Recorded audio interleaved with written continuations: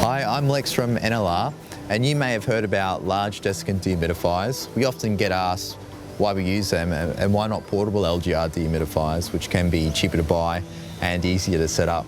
But desiccants have a few advantages, namely their size efficiency in difficult environments, and they can be often used in places that lack access to reliable power, such as in natural disasters or at a construction site, for instance. So let's go through some of the reasons why we use them. Desiccants provide great economies of scale for your larger jobs.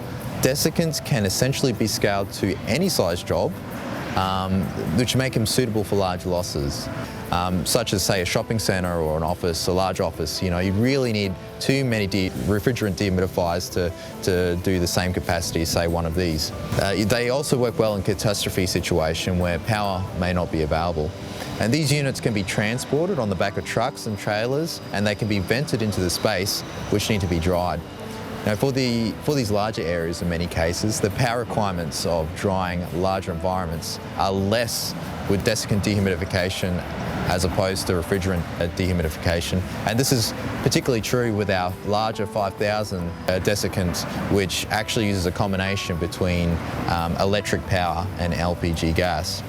These units are more effective in lower temperatures and provides great drying performance for aggressive drying. Refrigerant dehumidifiers generally cannot dehumidify effectively under 16 degrees. That's important to note. For areas where it gets quite cold overnight, such as in the lower part of Australia, South Australia and Tasmania and Victoria.